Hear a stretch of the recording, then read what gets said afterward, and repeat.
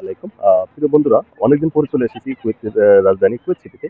এবং কুয়েত সিটিতে বললেই চলবে না। আমি কুয়েত সিটি থেকে চলে এসেছি কোথায় দেখেন? এই টাওয়ারে। এবং এই টাওয়ারটা কোথায় সেটা কিন্তু আপনারা জানতে পারবেন। এবং এটা এই ব্লগের মাধ্যমে জানতে আমি একটা ব্লগ তৈরি করবো এখানে কুয়েতের রাজধানী কুয়েত টাওয়ার নিয়ে। এই টাওয়ারের নাম অলরেডি বলে ফেলেছি কুয়েত টাওয়ার। তবে এই ভিডিওটা আপনারা দেখবেন, যখন দেখবেন, যেভাবে দেখবেন, আপনার সামনে কখন যাবে, কিভাবে যাবে আমি জানি না। যখন যাবে আপনি দেখবেন এবং কমেন্টে জানাবেন কতটা সুন্দর হয়েছে অথবা কতটা অসুন্দর হয়নি। ধন্যবাদ। তবে এই ব্লগের সাথেই থাকুন। আসসালামু আলাইকুম। প্রিয় বন্ধুরা, যেই কথা সেই কাজ, চলে আসছি যেহেতু কুয়েতের রাজধানী কুয়েতে সিটিতে, সে ব্লগটাই আমরা শুরু করে দিলাম। এবং ব্লগটাতে আপনারা দেখতে পাবেন কুয়েতের রাজধানী, শুধু রাজধানী বললেই চলবে না, রাজধানীতে অনেক দর্শনীয় স্থান রয়েছে। এবং তারই মধ্যে অন্যতম একটা দর্শনীয় স্থান কুয়েত টাওয়ারে আমরা চলে আসছি এবং চলে যাচ্ছি, সেটাই বলতে পারেন। এবং আপনাদেরকে সেই ব্লগের মাধ্যমে আসলে সেই জিনিসটা পুরোপুরি দেখানোর একটা চেষ্টা করবো, যে এই যে জিনিসটা আসলে আমরা চলে এসেছি। আমি দেখেন কুয়েতের রাজধানী কুয়েত টাওয়ারে, এই যে দেখেন এই টাওয়ারের অবস্থান। এবং এটা আসলে আপনারা দেখবেন, এর সাথে সাথে এই জায়গাটা যে কত ধরনের সৌন্দর্য এবং কত ধরনের কত কিছু করা আছে সেই জিনিসটা আপনাদেরকে আসলে দেখানোর চেষ্টা করবো। ঠিক আছে, এই যে চলুন। তবে এই যে আমি এই টাওয়ারের চারদিকটা একটু দেখানোর চেষ্টা করবো ঘুরে ঘুরে। এবং এর পাশে যে আসলে কি কি আর রয়েছে সেটা আসলে আপনাদেরকে দেখাবো। এই দিকটাতে রয়েছে আসলে সমুদ্র। সমুদ্র, এটা আরব সাগর, এবং আরব সাগরের একটা অংশ এদিক থেকে বয়ে গেছে। এর পাড়েই জাস্ট এই যে টাওয়ারটা সুন্দর করে গঠন করা হয়েছে এবং উঠানো হয়েছে, বা টাওয়ারে কিন্তু সৌন্দর্য বর্ধন করা হয়েছে। বা রাতে কিন্তু এগুলো সব চলবে, আমি যদি দিনের বেলা করেছি। তাই যাই হোক, এখান থেকে আমি আর একটু সামনে যাই, দেখি সামনে কি অবস্থা। এই যে দেখেন, এই জায়গাতে কিছু আবার এই যে ঐতিহ্যবাহী কিছু এদের যে নৌকা থাকে, সেই নৌকার আকৃতি করে এখানে এগুলো রেখেছে। এবং এই যে টাওয়ারের সামনে দিয়া এই জায়গাটাতে যে পাথর টাথর দিয়ে রেখেছে। এবং এই দেখেন এদের এই যে লিখে দুইটা নৌকাকে এখানে সাজিয়ে রেখেছে।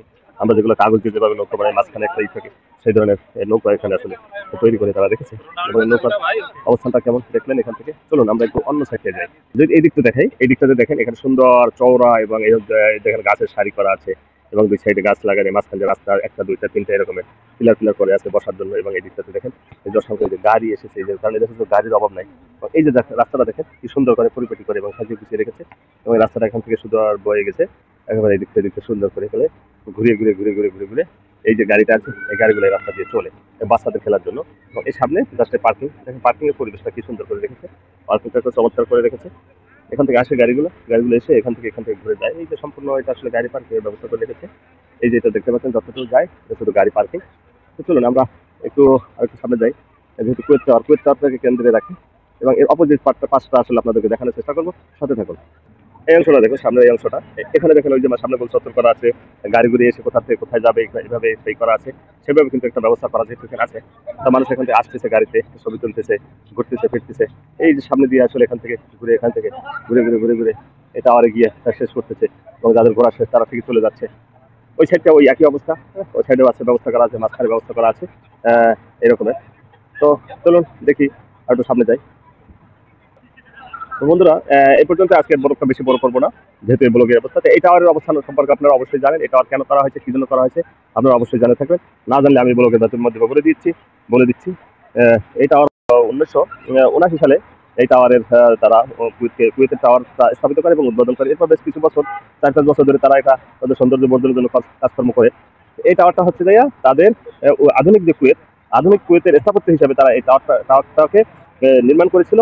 সে আধুনিক কুয়েতের যে স্থাপত্য নিদর্শন, ল্যান্ডমার্ক হিসাবে তারা এই টাওয়ারটা স্থাপন করেছিল। অবশ্যই আপনার এই টাওয়ারের সৌন্দর্য এবং এটার ইতিহাস সম্পর্কে আপনারা জানলেন। অবশ্যই জেনে আপনার কেমন লাগবে অবশ্যই কমেন্ট করে জানাতে বলবেন না। এফবি ব্লগের সাথেই থাকুন। আজকের ব্লগ এখানে শেষ। ধন্যবাদ। এই টাওয়ারের ইতিহাস সম্পর্কে আপনাদেরকে জানিয়ে আজকে ব্লগটা এখানে শেষ করবো। এই টাওয়ারটা হচ্ছে 1979 সালে মার্চ মাসে তারা এই টাওয়ারটা উদ্বোধন করে, এবং বেশ 4-5 বছর তারা এই টাওয়ারটাকে বন্ধ রাখে তাদের সৌন্দর্য বর্ধনের জন্য। তো এটা আসলে তারা উদ্বোধন করেছিল তাদের যে ইতিহাসের সাথে সাক্ষী হয়ে থাকার জন্য। তারা যে একটা উন্নত রাষ্ট্র, সেই উন্নত আধুনিক কুয়েতের নিদর্শন হিসাবে, আধুনিক কুয়েতের ল্যান্ডমার্ক প্রতীক হিসাবে এই টাওয়ারটা স্থাপন করেছিল। তো আজকে এই টাওয়ারটার ভিডিও এবং এর চারিপাশের সৌন্দর্য দেখে আপনাদের কেমন লাগলো জানাতে ভুলবেন না।